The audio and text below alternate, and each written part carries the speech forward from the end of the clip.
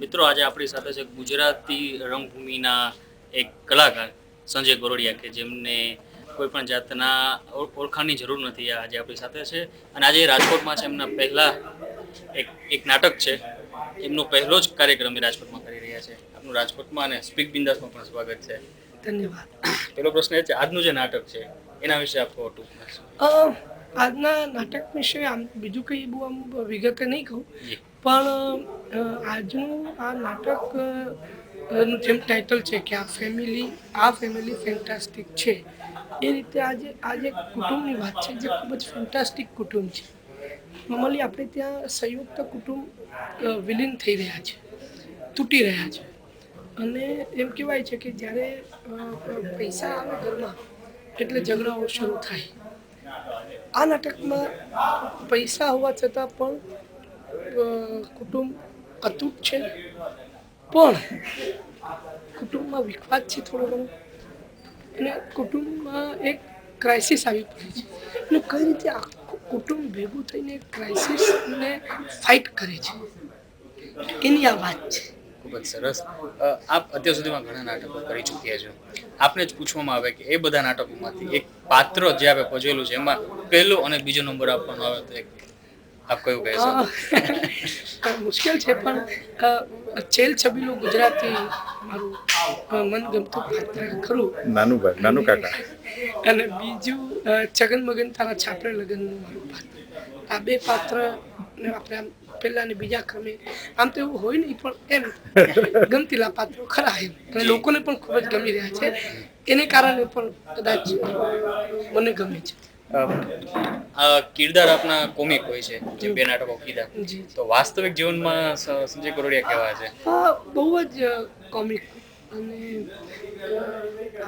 લોકો બેઠા હોઈએ, રિહર્સલ્સમાં હોઈએ કે મિત્ર વર્તુળમાં આવે તો બધું હસાહસ ચાલતી હોય. બહુ આમ મારું મિત્ર વર્તુળ પણ બધું આમ બહુ જ આમ હાસ્યપ્રધાન લોકો જ છે આજુબાજુ, એટલે બધું આમ મજા આવે. અને એવું આમ હોય છે કે સતત દરેક વસ્તુની ને હળવી રીતે કઈ રીતે જોવું, એ સતત એવું ચાલતું જ હોય છે, ઘરમાં પણ હોય કે મિત્ર વર્તુળમાં હોય કે ક્યાંય પણ હોય.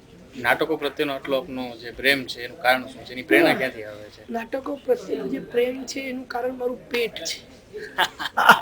મૂળ વાત એમ છે સાહેબ કે નાટકો એ મારું બ્રેડ એન્ડ બટર છે.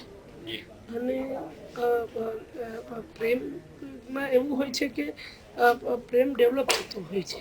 તમે ધીરે ધીરે તમે એકની એક વસ્તુ વર્ષોથી કરતા હો. આજે મને 30 વર્ષ થઈ ગયા છે, એટલે હવે મને આ નાટક કરતા આવડવા લાગ્યું છે. ધીરે ધીરે સંપૂર્ણપણે આવડી ગયું છે એવો દાવો તો હું ક્યારેય નહીં કરું, ક્યારેય પણ નહીં કરું, પણ ધીરે ધીરે આમ ગમવા લાગ્યું છે, આવડવા લાગ્યું છે, અને લોકોને પણ એ ભ્રમ થવા લાગ્યો છે કે આને આવડે છે નાટક, એટલે આપણે પણ પછી ચાલુ જ રાખ્યું છે. પણ અત્યારની જે નવી જનરેશન છે, ગુજરાતી જનરેશન જે નાટકોમાં આવવા ઈચ્છે છે, તો એમના માટે આપના 30 વર્ષના પાત્રનો અનુભવ એક બ્રેડ બટરની વાત છે, એટલે જેને કે કોમર્શિયલ છે, તો આમાં કારકિર્દી બનાવી સહેલી છે કે અઘરી છે?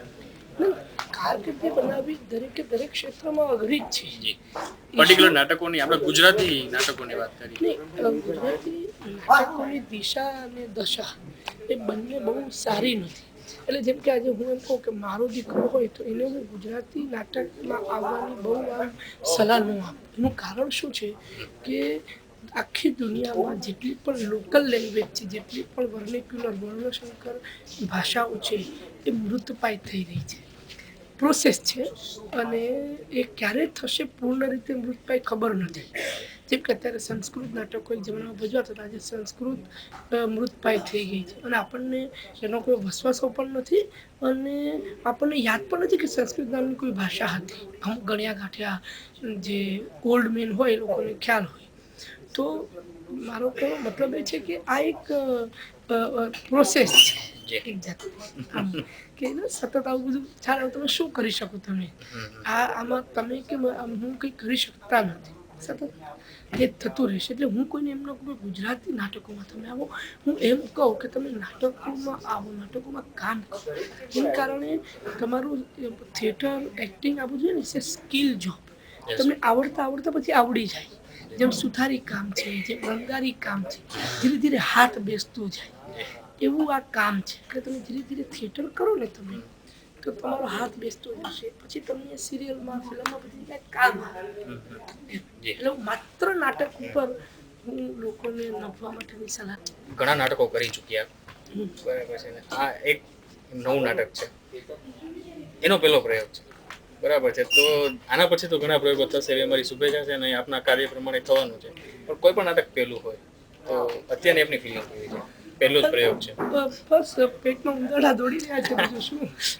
કારણ કે એ દરેક નાટકની એના શુભારંભમાં જે થતું હોય એ રીતે થાય જ છે. આટલા નાટકો ભજવ્યા પછી પણ એ રહેવાનું જ છે.